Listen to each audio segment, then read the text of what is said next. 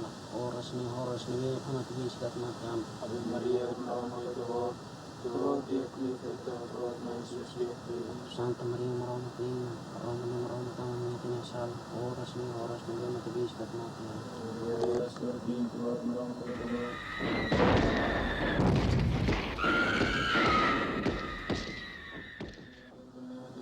My own family, that is the direct family, with altogether 15 of us. And out of these 15, only 3 of us left.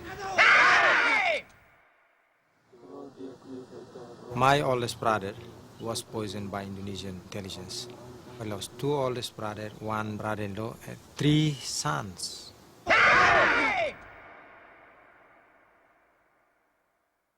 My brothers killed and executed in front of my eyes by the Indonesian military. East Timor is a tiny country just 400 miles to the north of Australia.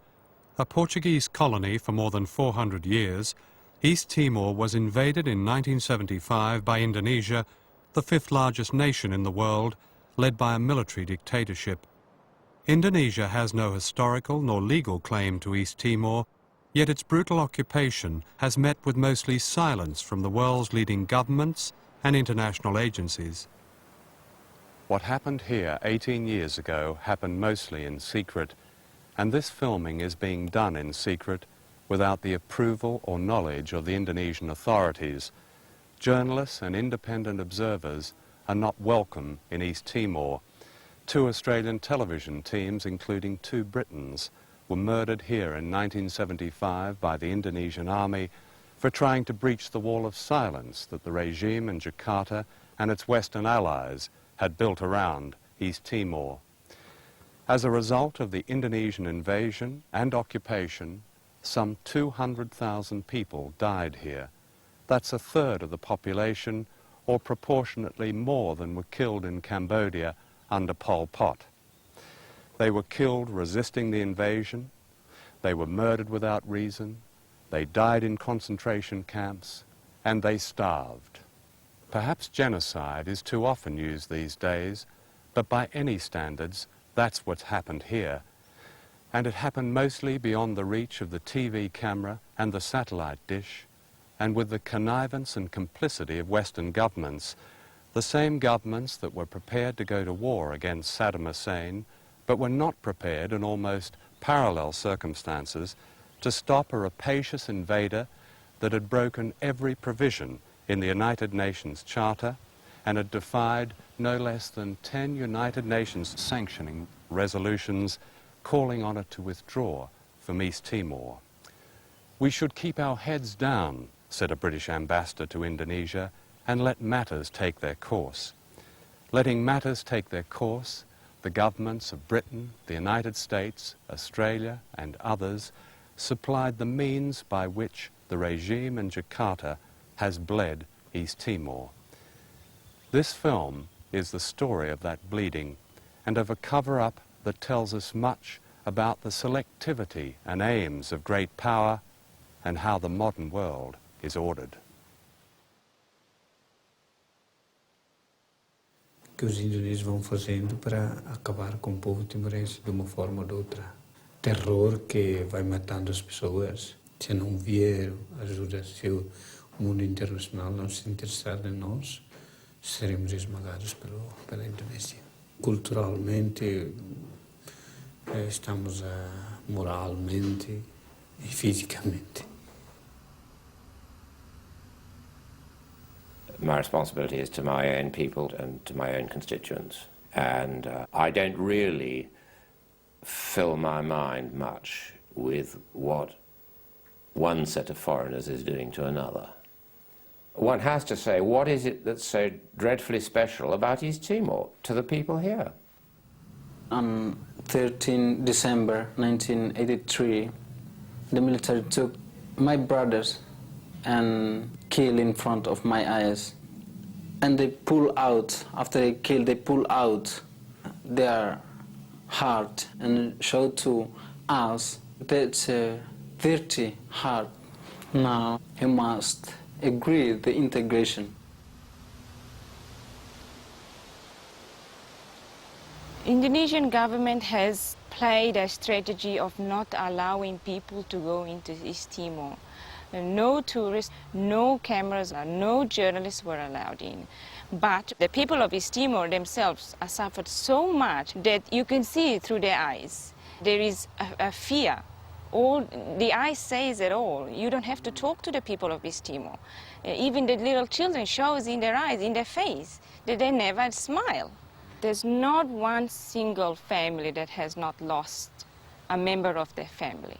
They always have a story to say in terms of women being raped or a young boy would be just snatched from his house and never been able to see it again.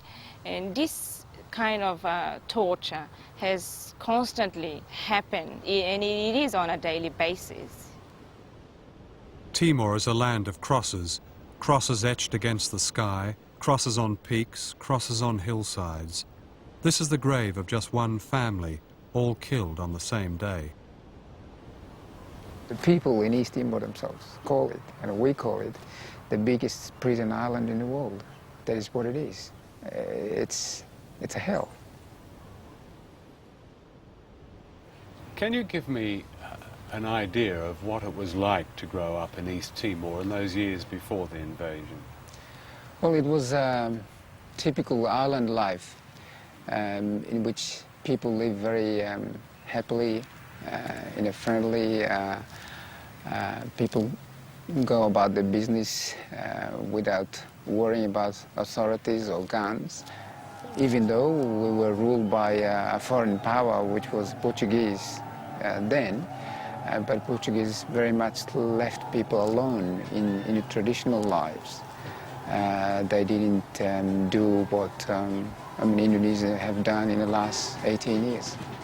Not once, ever, in all my adult life, I witnessed a racial incident. So East Timor was, in fact, under the Portuguese, was a relatively happy country. The Portuguese also had a benign attitude towards the East Timorese. You might describe it benign neglect. I would say they treated the people reasonably. They never interfere with the people in the mountains, not so much maybe out of a intellectual, anthropological understanding of native culture, but largely because of the Portuguese very Mediterranean laziness, neglect, laissez-faire. So the people were quite happy in the mountains. Here lies the ruins of the Portuguese Empire in Timor. The Indonesian regime has sought to justify its occupation of this country on grounds of what it calls common brotherhood. In fact, the East Timorese have virtually nothing in common with Indonesia. They have a different language and culture, and whereas Indonesia is the largest Muslim country in the world, the East Timorese are Catholic and animist. Even their colonial experience was different, with the Portuguese Latinizing East Timor and setting it distinctly apart from the experiences of the Dutch colonies that became Indonesia. Of course, some things never change, like the propaganda of naked aggression. When the Germans overran and occupied most of Europe, they too used the term common brotherhood. This was Indonesia in the mid-1960s. Books were burned and popular democracy crushed when General Suharto came to power. In the West, Indonesia was seen as an investor's paradise, a huge market, rich in oil and other natural resources. Richard Nixon called Indonesia the greatest prize in Southeast Asia. Suharto and his generals were welcome to the free world.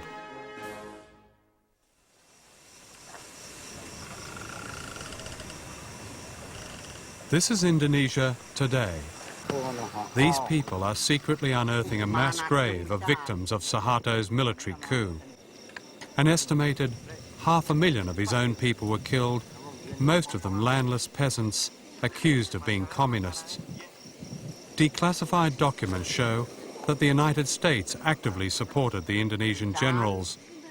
The American ambassador assured them that Washington is sympathetic with and admiring of what the army is doing.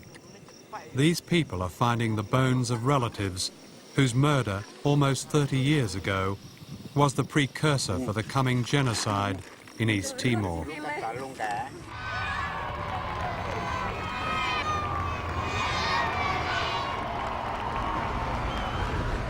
In September 1974, the Australian Prime Minister, Gough Whitlam, flew to Indonesia to meet General Suharto. Whitlam regarded good relations with Indonesia as vital to Australia's strategic and economic interests in Asia. Whitlam had supported the rights of small nations all over the world, but he believed East Timor was different. According to journalists briefed by Australian officials, Whitlam's clear signal to Suharto was that East Timor should become part of Indonesia. Whitlam believed, said the Sydney Morning Herald, that an independent Timor would be an unviable state and a potential threat to the area. During those meetings, Mr. Whitlam really made three things fairly clear.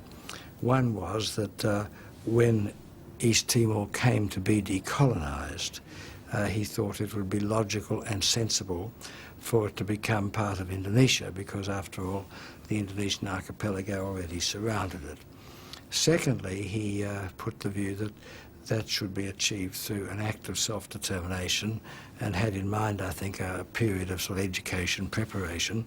And thirdly, he made it also plain that if the situation did deteriorate, force should not be used. Weren't the East Timorese, as far as Western governments are concerned, and especially Australia, simply expendable? Not as far as Australia was concerned. Australia has a considerable debt to the East Timorese, which goes back to World War II. And that's one of the reasons why it was an agonising situation for Australia. I would agree with you that it was somewhat, the East Timorese were probably seen as expendable by some of the hard-nosed major power brokers, if you like.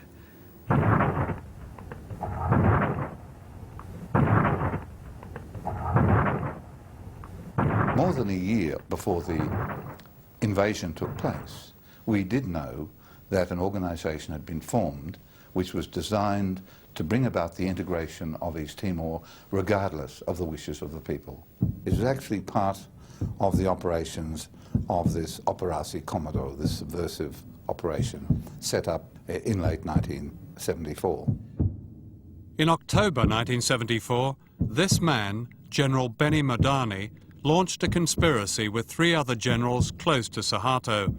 It was Operation Komodo.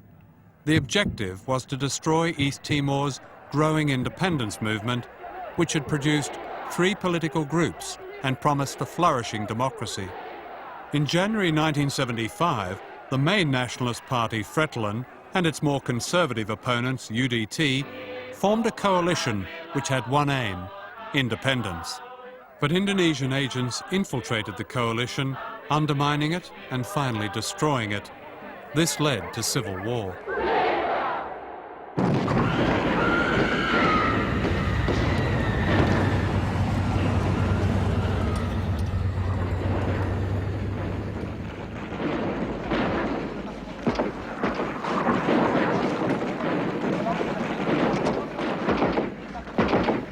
By now, the Portuguese had stepped aside. After 2 weeks of fighting, which had cost an estimated 1,500 lives, Fretilin emerged the clear winner and commanded the support of the majority of the population. They readily recognised and repeatedly told me that they must have the Portuguese come back and continue with decolonisation. When the Indonesians began their military intervention, there was no civil war, there was no contest of Fretilin control in any part of East Timor. That was a lie that kept coming out from Jakarta. It was actually part of the operations of this Operasi Komodo. The small nation was left to defend itself completely on its own. Western intelligence knew in advance every move the Indonesians made through a top-secret monitoring base near Darwin. On September the 4th, the CIA reported to Washington, 2 Indonesian Special Forces groups have entered Portuguese Timor, and on September the 17th, Jakarta is now sending guerrillas to provoke incidents that provide an excuse to invade. We are appealing not only to Australia but to all democratic forces in the world to stop the Indonesian violation of our territory. It is a criminal attempt, a criminal act that should be stopped immediately by all democratic countries in the world. You knew in advance, didn't you, that the Indonesian invasion was going to happen, and you forewarned... Well, we'd say knew in advance from sort of assessing the situation as it was developing. I did come to the conclusion, as did a number of other ambassadors in Jakarta in 1975, that Indonesian intervention was inevitable in these circumstances. This is Greg Shackleton, a television journalist from Channel 7 Australia. He and his crew, and another Australian crew from Channel 9, set out to get proof that the Indonesian invasion had secretly begun. There were 5 of them, including 2 Britons. If they could expose Indonesia's clandestine operation, international pressure might stop it.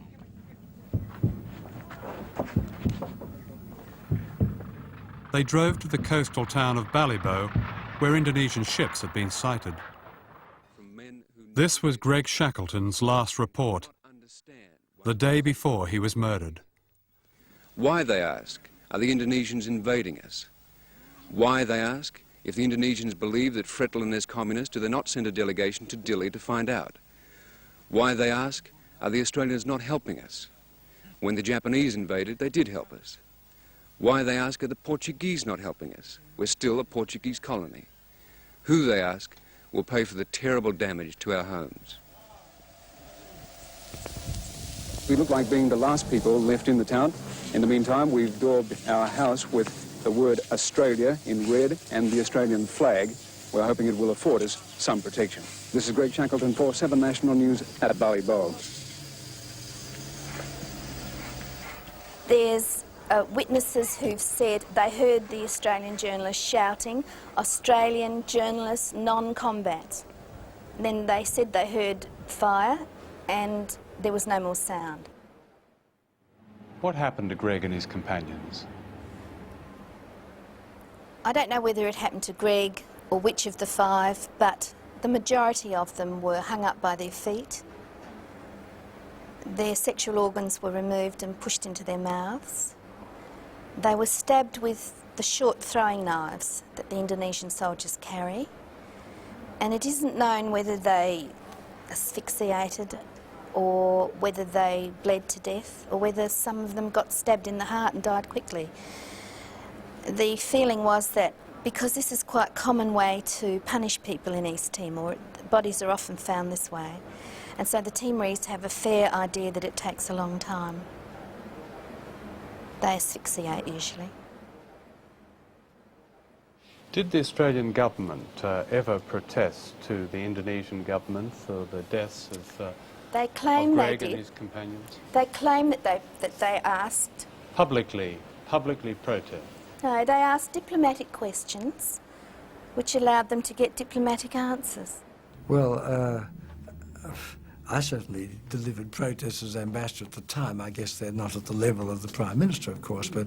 But isn't that pretty serious when 2 television crews are gunned down by Indonesians, and in this country no one stands up, the leader of the country doesn't stand up and protests in the most vigorous language to those who've done it? Well, let me say that at that time, this was October 1975, first of all, there was considerable uncertainty in the early days about the facts, about how they died.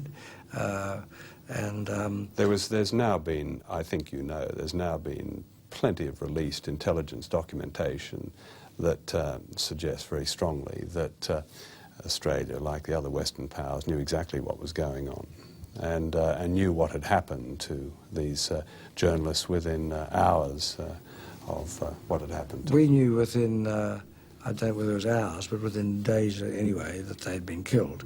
I'm not even to this day precisely sure what happened, except they're very unwise to be where they were. It subsequently proved to be unwise, but Greg would never have expected to be murdered because of the very good relationship that people like Walcott was very busy proclaiming. That would be the last thing Greg would have expected to happen. He had no... Why would they kill them? Well, of course, what he didn't know was that they had every intention of invading East Timor, and they didn't want the world to know. It's clear that Western governments knew exactly what the Indonesians were planning. Here's a selection of secret diplomatic messages sent from Jakarta by the ambassadors of Britain, Australia and the United States. The British ambassador, Sir John Archibald Ford, cabled, "It is in Britain's interest that Indonesia absorb their territory as soon and unobtrusively as possible, and when it comes to the crunch, we should keep our heads down." The Australian ambassador, Richard Woolcott, cabled his government, "Although we know it's not true, the formal position of the Indonesian government is that there is no Indonesian military intervention in East Timor." He meant, of course, that the Indonesians were lying, although he strongly advised his government not to question the lie. "We should act," he cabled, "in a way designed to minimize the public impact in Australia and show private understanding to the Indonesians of their problem." The American ambassador noted simply that he hoped the Indonesians would be effective, quick, and not use our equipment.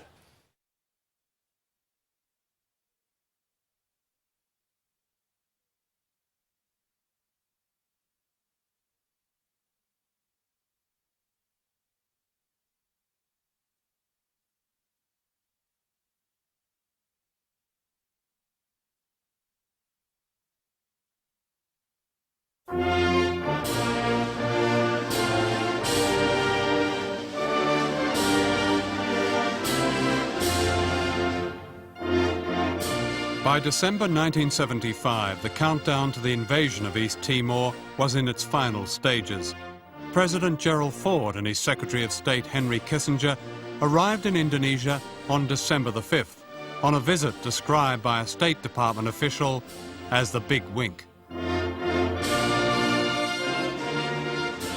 As an example of their certain knowledge of what was about to happen, the embassy's staff were taking unusual measures to plan as many photo and visual opportunities to present Ford and Suharto together, demonstrating unlimited support for Suharto and the Indonesian government. And I thought, wait a minute, something is seriously wrong here. I joined CIA many years ago in the early 60s because I was one of these fellows who thought instead of complaining about what was going on in the world and doing nothing about it, you might be able to accomplish something good. And when I was in this situation in Indonesia, what I saw instead was that my own government was very much involved in what was going on in East Timor, and that what was going on was not good. You can be 100% certain that Suharto was explicitly given the green light to do what he did.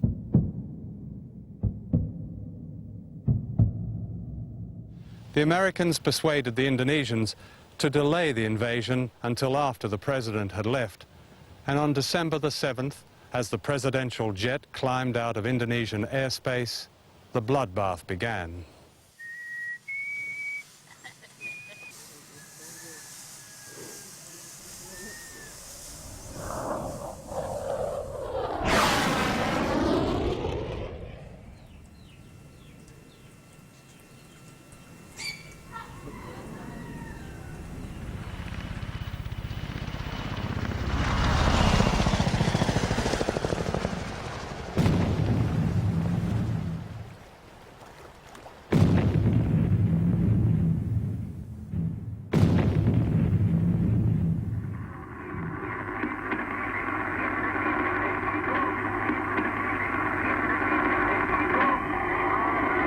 A lot of people are being killed, I repeat, indiscriminately.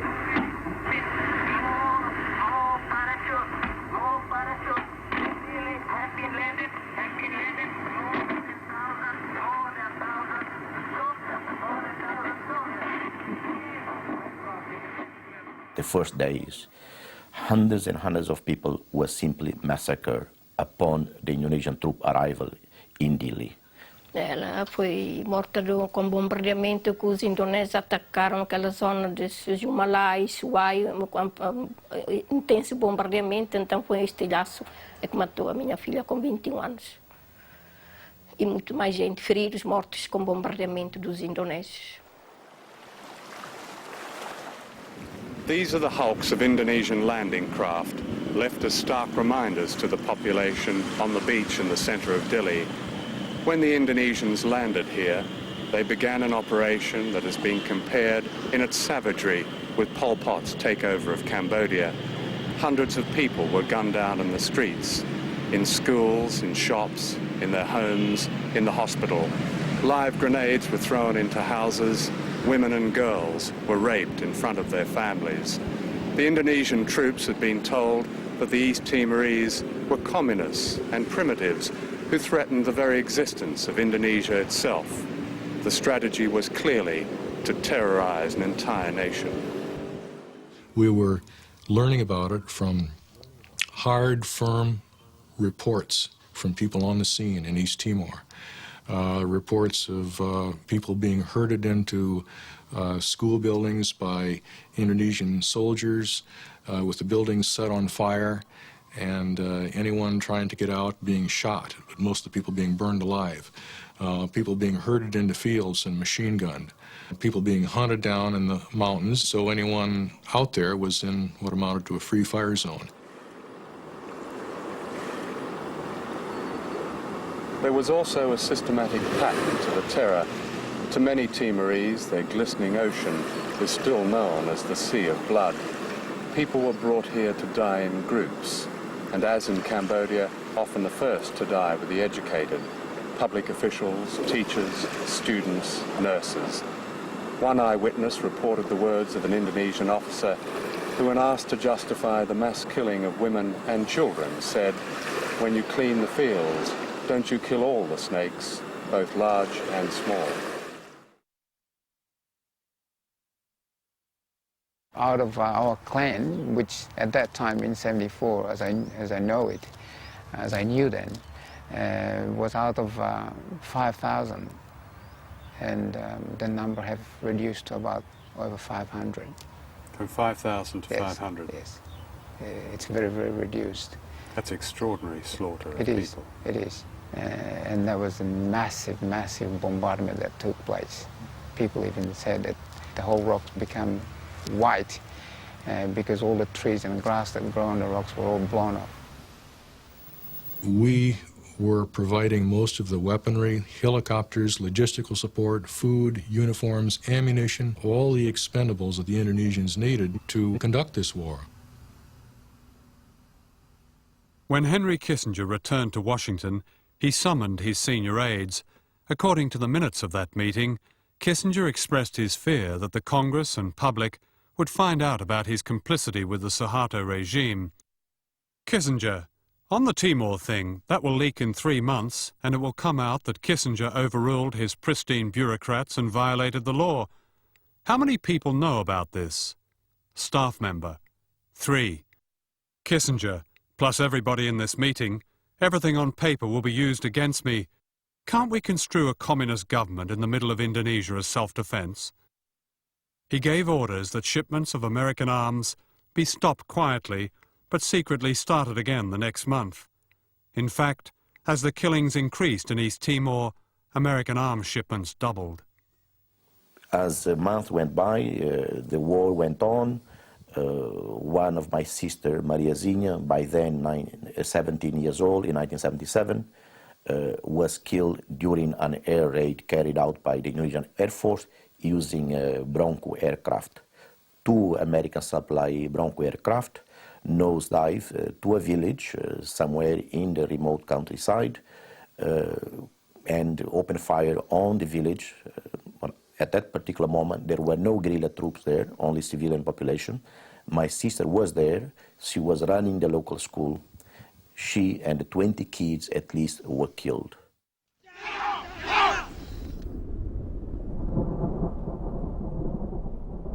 In 1981, the Indonesian military force-marched tens of thousands of people at gunpoint in human chains across the island. This was known as the fence of legs. The aim was to flush out Fretland guerrillas, with Indonesian troops following on behind and pursuing them into human corrals where they could be captured or killed.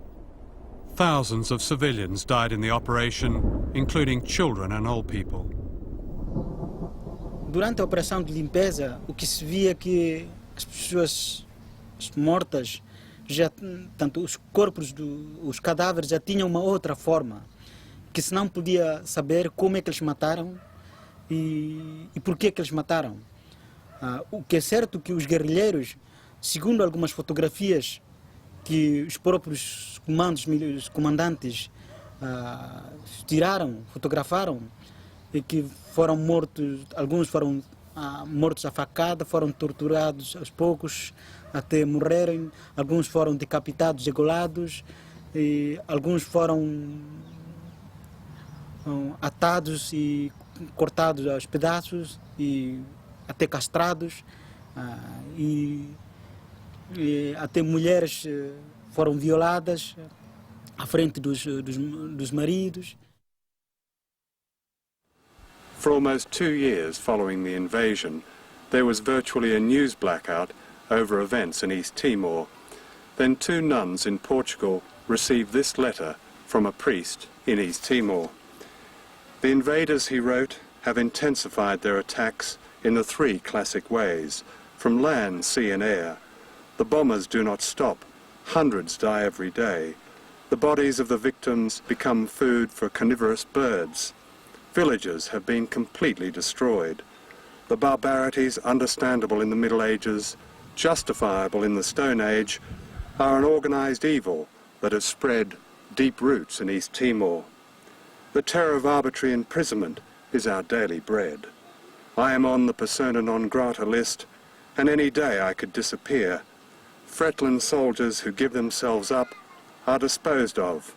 For them, there is no prison. Genocide will come soon.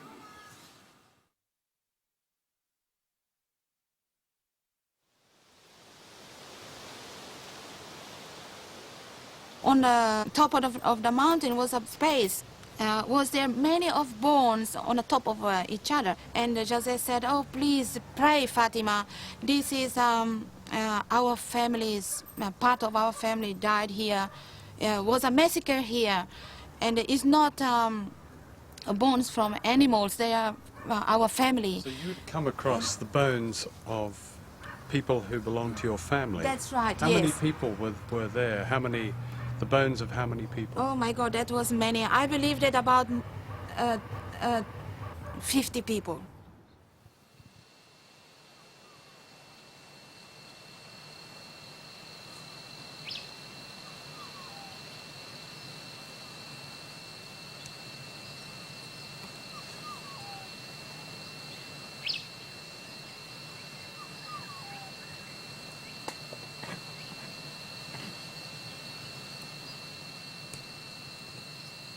These are rare pictures of Fretland guerrillas still fighting on after 18 years. We filmed them under the noses of the Indonesian army, which claims to control all of East Timor. They get no outside help from any government. All their weapons are captured from the Indonesians. Some have not seen their families for years, and every man here has lost members of his family. Delphine became a guerrilla after witnessing one of the most notorious massacres. As populações começaram a voltar na vila e os javas mataram todos os homens, os velhos e os juventudes ali na ribeira de Betuco. São 66 pessoas. Só daí saíram 2 irmãos. Um ainda está vivo junto de nós no mato e um já rendeu outra vez. Entrou outra vez na vila. E as mulheres, o que aconteceu com elas? E as mulheres foram perseguidas pelos javas e violados e foram massacrados e mataram tantas. The village of Kararis used to be here until it was razed to the ground by the Indonesians. That is the village that in 1983, more or less 400 of population, 400 of population were killed by Indonesian troops. They were all buried here in a mass grave.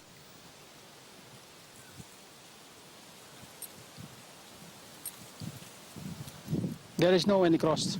They put only the stones and bamboos because population afraid that when they put a cross here or a mark here, Indonesian troop will arrest the person who put cross here.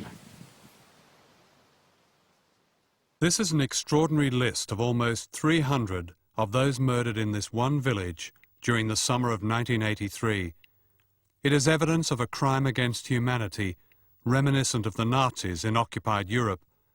The list was compiled by the Church in a meticulous handwritten script that records the name, age, date and place of every death of every victim, as well as the Indonesian battalion responsible for each murder. Note the ages and how young they are, and the names of whole families.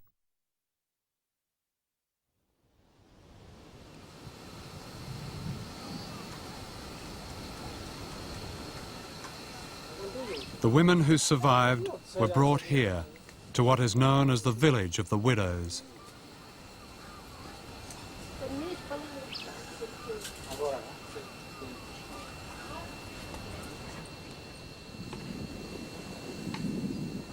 Another form of population control is contraception, given without the permission or knowledge of women, especially the enforced use of the contraceptive drug Depo-Provera. People are forced to have Depo-Provera injections. For example, there were schoolgirls, teenagers, who were injected with Depo-Provera so that they don't have babies anymore. And what they were told was that there was some kind of anti-tetanus injection. This doctor went to East Timor on our behalf and secretly investigated the use of enforced birth control.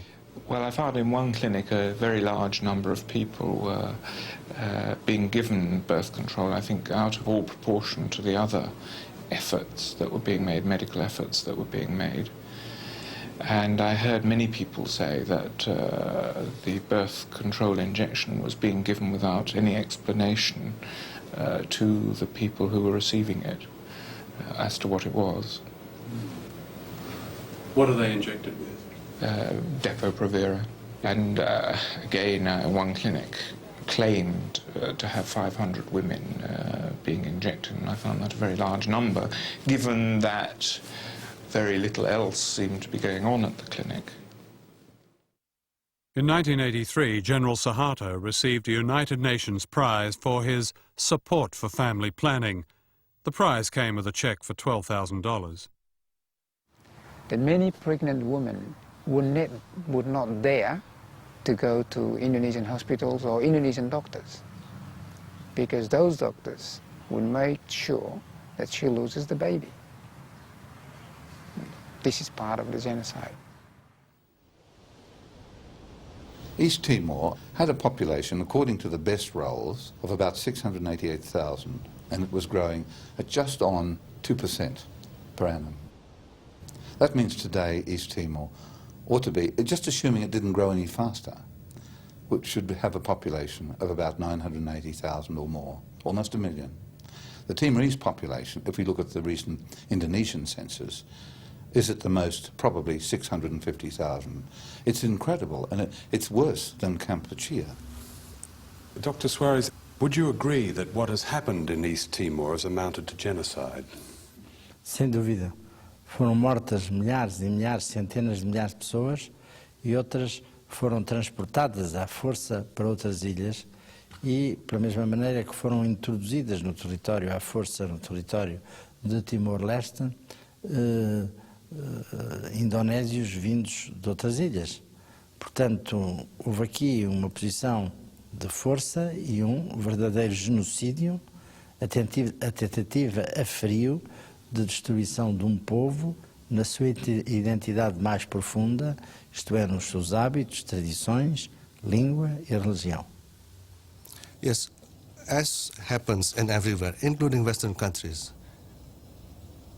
you know what I'm referring to, there are sometimes abuses of the military authority or by government authorities, but it is the commitment of the government to address this question and to punish those responsible.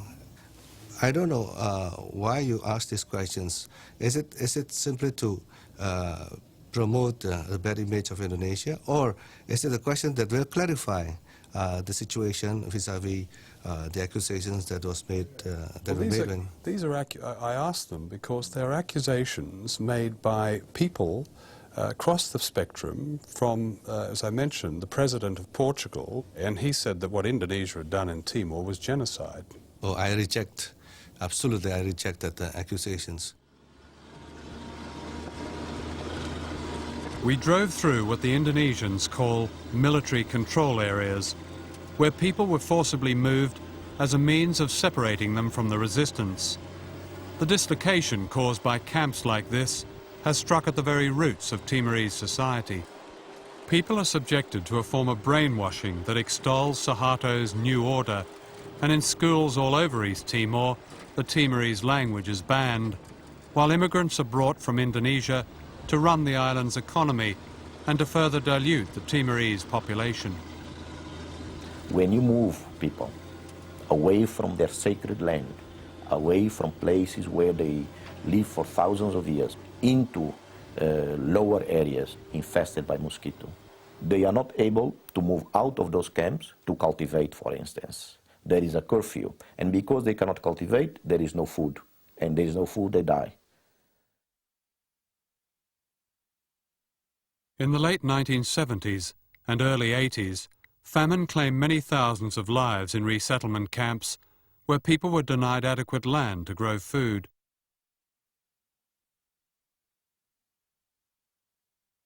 Although we saw no starvation, a great many people were terribly malnourished.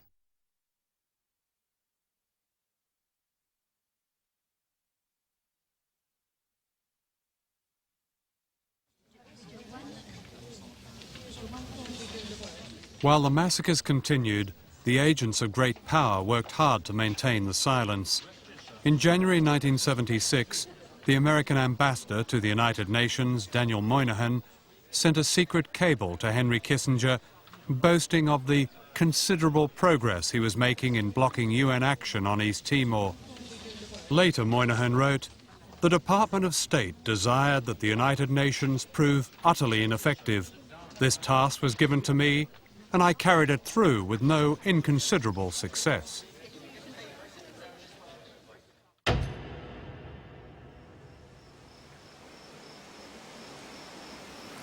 This is the Hotel Flamboyant in the old Portuguese resort town of Bacau, where official visitors were often brought to admire the peacefulness of East Timor under Indonesian rule. What they weren't told, of course, was that the Hotel Flamboyant was used by the military as a torture place. There is extensive official documentation describing how Indonesian soldiers were taught to dress and behave as civilians, pretending to be Timorese whose language they didn't speak, even playing the part of happy, uncomplaining prisoners in comfortable prisons that, of course, didn't exist. There are also documents showing that torture was officially sanctioned with established procedures for the torturer. One such manual is entitled Guiding the Village Comprehensively and lists the do's and don'ts of torture. And here they are. Avoid taking photographs showing torture in progress and when people are being subjected to electric current and when they are being stripped naked, etc. Remember not to have photographs developed outside East Timor, which could then be made available to the public by irresponsible elements. Interrogations should be repeated over and over again until the correct conclusion is drawn.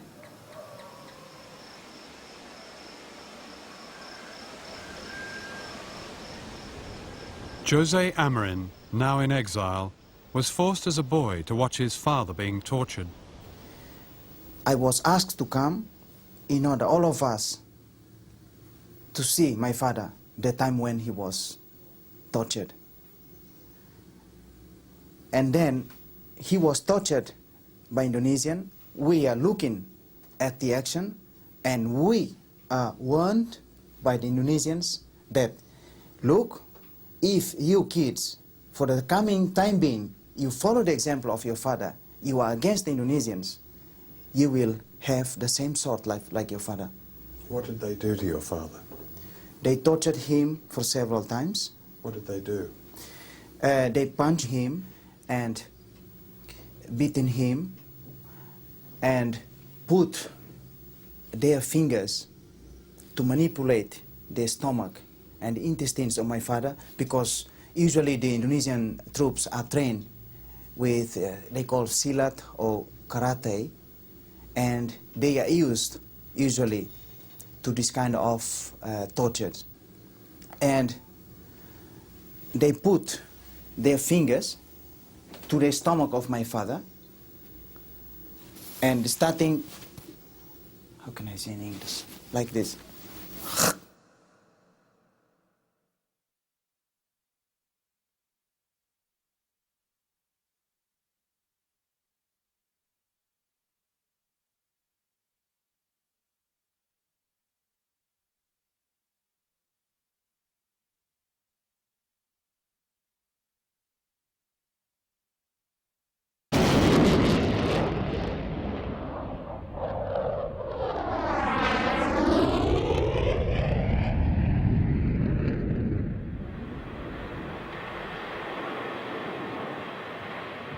These are Hawk ground attack aircraft, made by British Aerospace and one of the fastest selling British weapons in the world.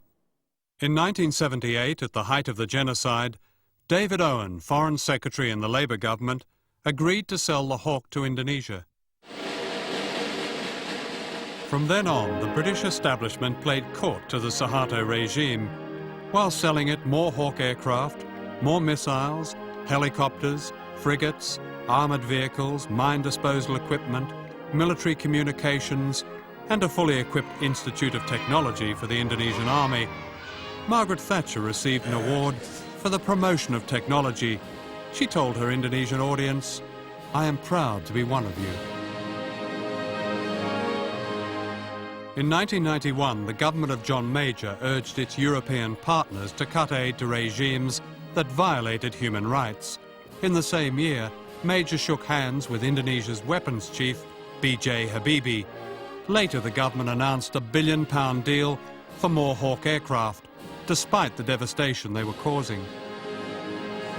The point of selling Hawk aircraft to Indonesia is to give jobs to people in this country. And there is no doubt in my mind that there is nothing that a Hawk aircraft can do to suppress the people in East Timor. It is not an aircraft that is suitable for that purpose, and we have guarantees from the Indonesians that they would not be used for internal suppression. Alan Clark, you were Minister of Defence when the sale of Hawk aircraft were being negotiated and finalised with Indonesia, and your colleagues have talked about getting guarantees from the Indonesians that the Hawks would not be used for oppressive purposes against civilians and, in fact, in East Timor. I mean, what exactly are these guarantees? I mean, that's really what I'm trying to work out. I never asked for guarantees of that kind. That must have been something that the Foreign Office did before the IDC or whatever it was, whatever committee it is that considers. So guarantees possible or not? I mean, would you say getting guarantees from a government like the Indonesian government? Well, a guarantee is worthless from any government, as far as I'm concerned. I mean, I wouldn't even bother with it, but you may want it. It may look good in the formula, you know. That's a Foreign Office matter, not an MOD matter. We'd never ask someone for guarantees. But it wasn't just a Foreign Office matter. It was the Ministry of Defence that also accepted the guarantees. That is a training It's actually aeroplane. a training aeroplane. The ability of the aircraft to carry weapons has been improved. The weight of weapons that can be carried has been increased, and as you see, the wide range of weapons that it can carry is quite impressive.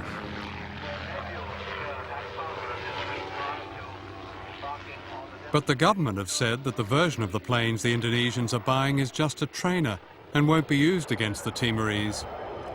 Well, it's a question we look at very carefully, but I promise you, we put under the most searching analysis the use to which equipments that we sell will be put. And we are quite confident that the Indonesians will use our Hawks for jet training, for advanced jet training, which is why they were acquired in the first place. I mean, as far as the Hawks were concerned, there was a great deal of talk from all the ministries in British aerospace that they were merely trainers. I mean, a lot has been made of that. No, they weren't telling the truth. Well, that's just a label you put on it. I mean, they are trainers, but you said merely trainers.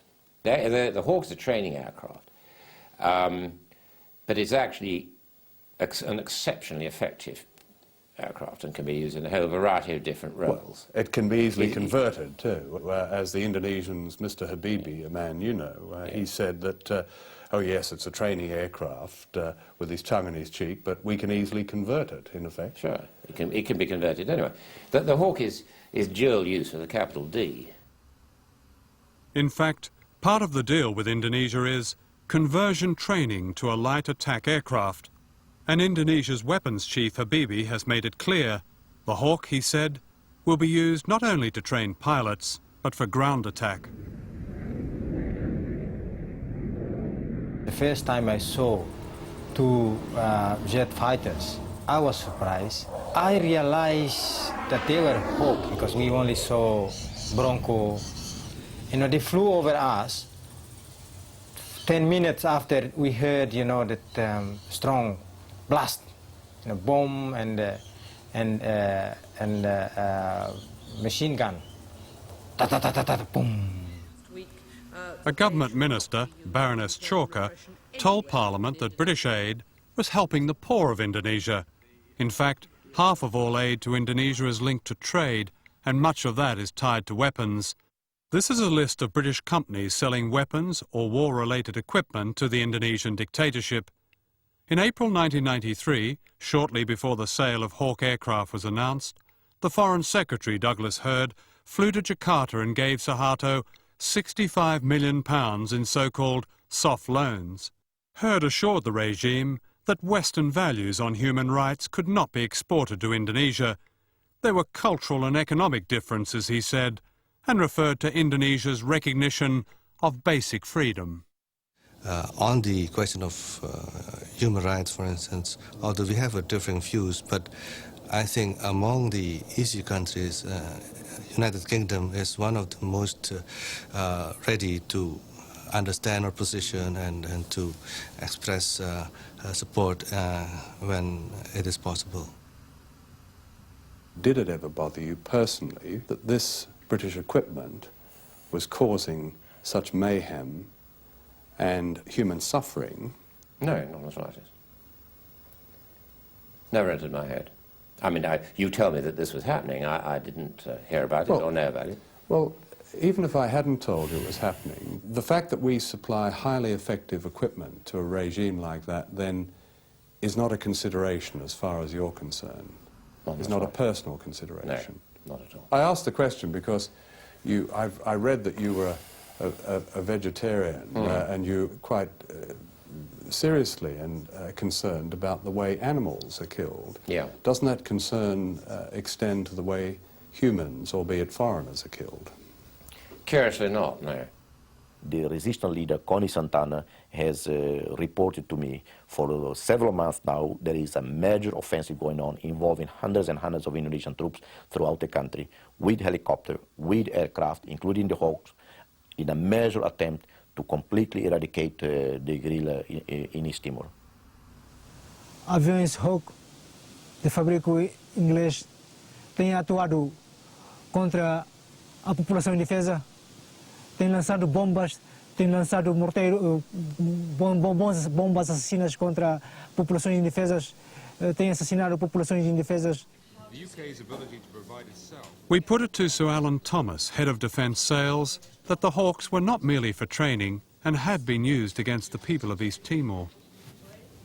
We keep a very close watch on what our friends and allies are doing at all times, and there's no evidence of what you suggest.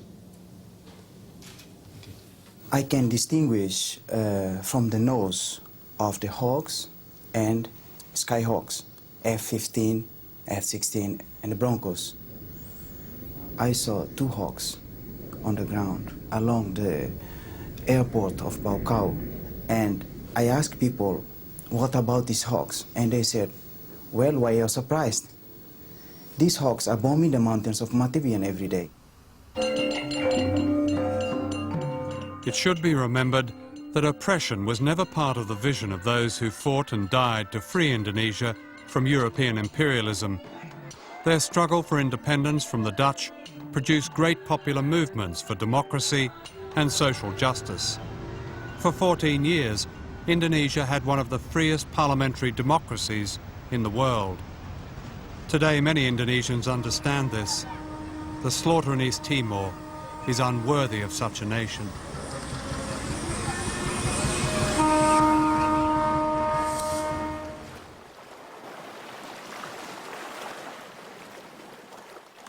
One of the biggest prizes for the West is the Timor Gap oil treaty between Indonesia and Australia, which allows foreign companies to exploit the huge oil and gas reserves in the seabed off East Timor. Portugal has taken Australia to the World Court over the legality of the treaty. According to Professor Roger Clark, a world authority on international law, the treaty makes the Australian government a receiver of stolen property.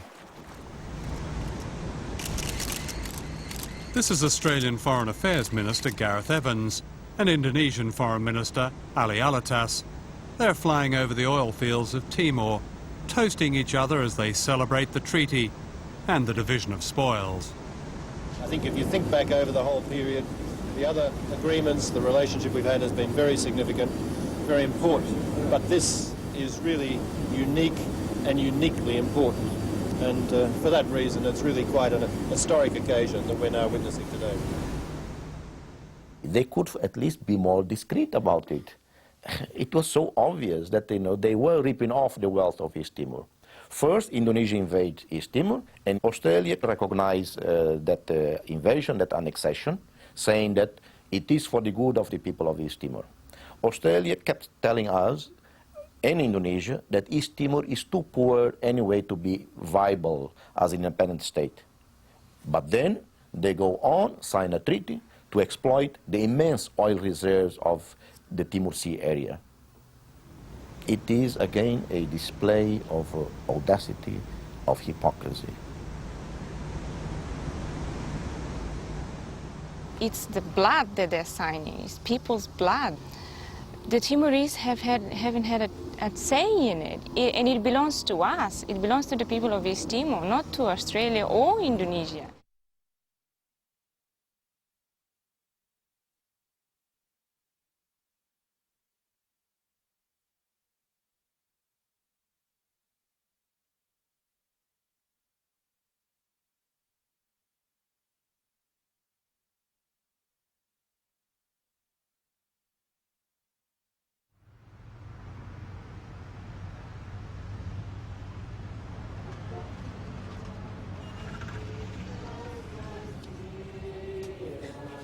On October the 28th, 1991, an unarmed Timorese student, Sebastio Gomez, was shot dead at this church by Indonesian agents. Here he is mourned by his friends and his mother.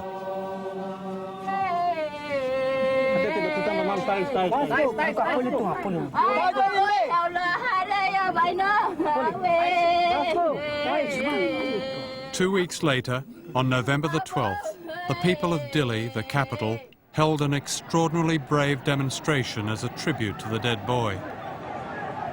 It was also a cry for freedom that the Indonesians did not want the outside world to hear. What was unusual was that the terrible events that followed were witnessed by foreigners and were filmed. 12 November demonstrations was organized by me, and our intention to do this was only to tell to the world that we still continues suffering under Indonesian oppression. And the peaceful demonstrations for us is the only one way.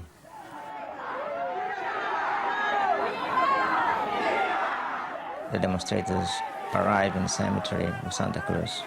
All of the people shouted out for free East Timor and no provocation at all. And Indonesia opened fire.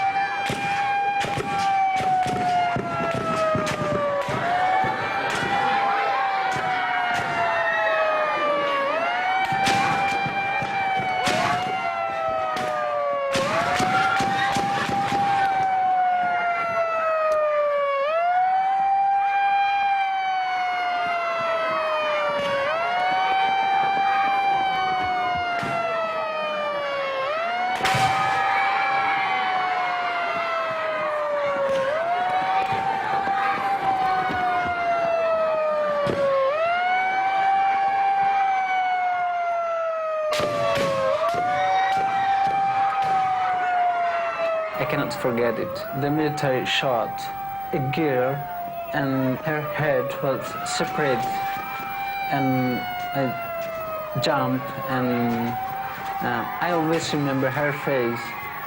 Always in my mind, I cannot forget it.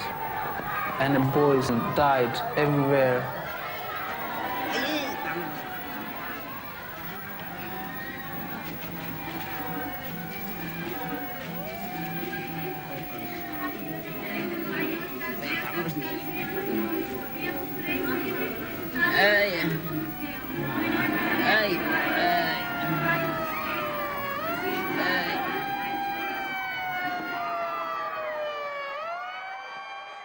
A statement by Amnesty International described the situation there as one of arbitrary arrest, torture, disappearance, executions, and massacre.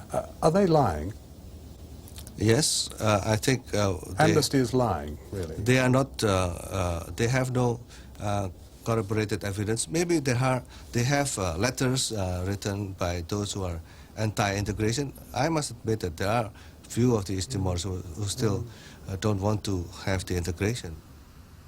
General Sutrisno, who's now, of course, the Vice President, said that anyone who doesn't toe the line in Indonesia will be shot, and we will shoot them. But despite of that statement, have you seen people being shot? Because no, but we've seen clearly on television people being shot. It was filmed in the Santa Yes, Cruz of course, that cemetery. was the incident of 12 November. And we have done a lot to rectify, to address this problem. And of course, again, the Western media, some of the Western media did not have any intention to disclose what had been done by the Indonesian government to address these abuses.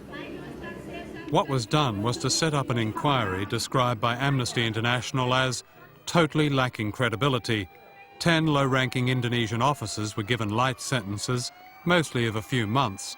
In contrast, 8 Timorese demonstrators were given sentences ranging from 5 years to life. The Indonesians are highly sensitive and feel that journalists may well cause further trouble. This happened, of course, after the massacre in 1991. When you say the journalists caused trouble after the massacre, surely the trouble was caused by the Indonesians who killed all those people. Well, and that for no, it was a rare occasion, they were actually filmed killing them. Yeah, I don't know the truth of this, but the truth is there in living colour. They were Indonesian soldiers murdering young people. I hadn't finished. I don't know the truth of the Indonesian allegation. I see. That some of those journalists were there on tourist visas and had played a part in the stirring up of the trouble. But isn't it... Now, that doesn't justify what happened. Well, that's simply... Are you really putting that forward, that journalists were stirring up trouble that led to the Dili massacre? I'm not putting it forward. I'm the saying Indonesians that, are. Yes. Although there was some graphics picture of the massacre coming through, and still the Australian government waited to see whether it really happened, whether the death toll was correct. After the cemetery massacre, the British government increased aid to Indonesia to £81 million, a rise of 250%. At the same time, 11 more contracts under the Timor Gap Treaty were awarded to Australian companies. Gareth Evans described the massacre as an aberration. I think what Gareth meant by an aberration was that it had erupted in Dili, which is one of 27 Indonesian provinces with elements of the armed forces in it, and it was not directed from Jakarta. I don't think the killing of perhaps as many as 180 people is an aberration. I think that was an extraordinary statement by Gareth Evans.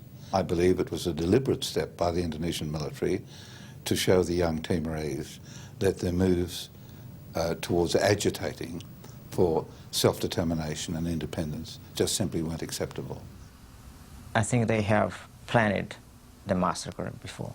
The Indonesian army threatened the people openly at that time. In October, September to October, they came to people houses and said that, well, if you do any demonstrations, we will kill you.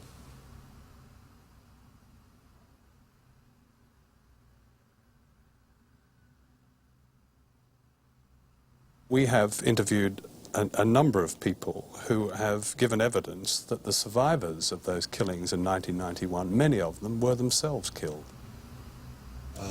That is completely untrue. That is completely untrue. Why should these people lie to us? You know, we have names and places, and these are people without who actually speak to us in fear of their personal safety. Why should they lie to us? Again, as a political observer, I think you should understand that in politics, you can pursue your objective by throwing dirt. You know, this is politics. You know.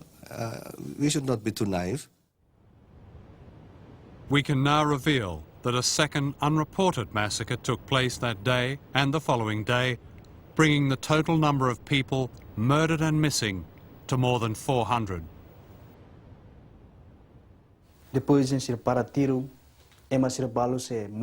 After they stopped shooting, those who had survived, the ones who could have been saved because they were only wounded in the legs and arms, they were stabbed with bayonets. The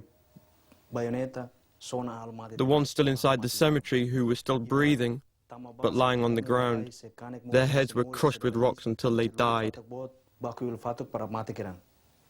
So you actually saw the Indonesian soldiers bayoneting the survivors, did you? Yeah. They picked up all the bodies, including me, and took us away in a truck.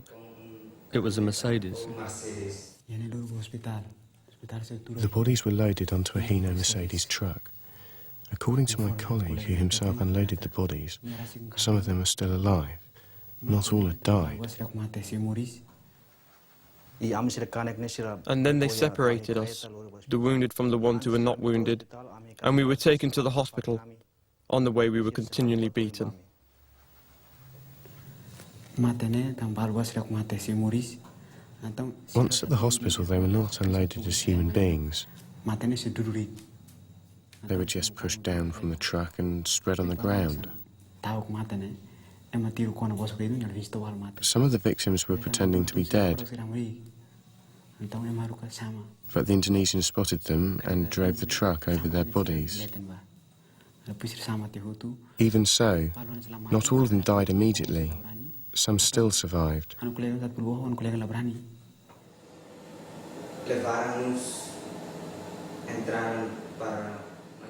And then they took us to the mortuary. There were a lot of my friends who were still alive. They weren't dead. And I saw with my own eyes that amongst the bodies that were piled high like this, there were children, women, and old people. But the majority were young, all students. Suddenly I heard steps approaching the door, so I lay down again, pretending to be dead. And then there was an attempt to inject them with sulfuric acid. Because it's really strong, it can kill. But the Indonesian troops didn't do this again because the people screamed so loudly.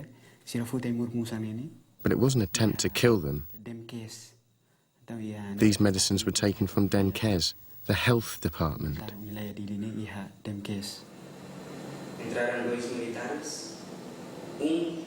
Two soldiers came in. One of them picked up a rock, and the other had a jar with some pills. They ordered those who were alive to stand up, and the soldier with the rock smashed one of them on the head and his chest. Not long afterwards, he died.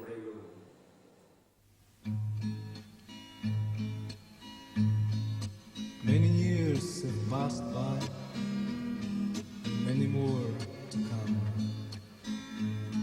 Surrender?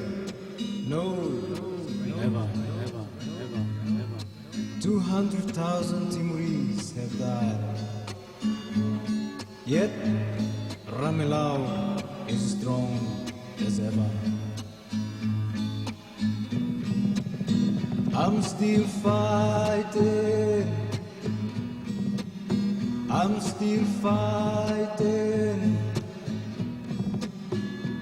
In my mountains, in my jungle, in my villages. 200,000 people, almost all of them non-combatants, died simply because a man, former Secretary of State Kissinger, his ego got in the way. And General Suharto's ego got in the way. Why not simply leave the East Timorese alone to do whatever they wanted to do? Why not let them alone?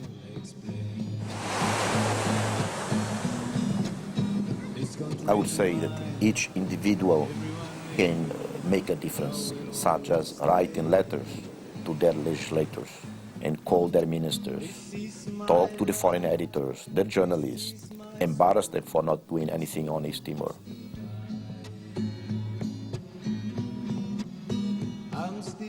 We still believe that we can win and that we can count on all those people around the world who care to listen, that nothing is impossible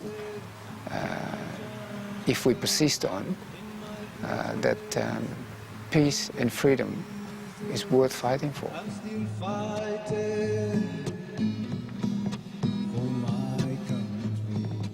The evidence is there. You cannot turn a blind eye anymore. If you do, that means you're not human.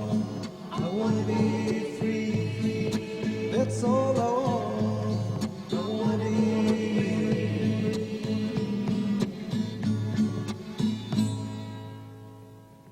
Amnesty International has said of the Indonesian regime, if those who violate human rights can do so with impunity, they come to believe they are beyond the reach of the law. Western politicians and diplomats who speak of pragmatism and realism in relation to the military occupation of East Timor not only encourage a lawless bully, but condemn a whole nation to a slow cultural death. They should not have their way, and there are hopeful signs. In 1993, the United Nations Human Rights Commission voted on a landmark resolution condemning the Suharto regime. This was due to the extraordinary efforts of those Timorese and their allies who refused to allow the unthinkable to be normalized, and whose tenacity is reflected in the eyes of people here, eyes that speak a resistance and defiance and courage. There is also a wider question. Are international relations at the close of the 20th century to be dominated by euphemisms and lies that override justice and make small nations expendable? The fate of the people of East Timor is pivotal to this. For if we allow our governments to arm their oppressors and steal their resources, and to do so in our name, how can we then claim the universal rights that are denied them?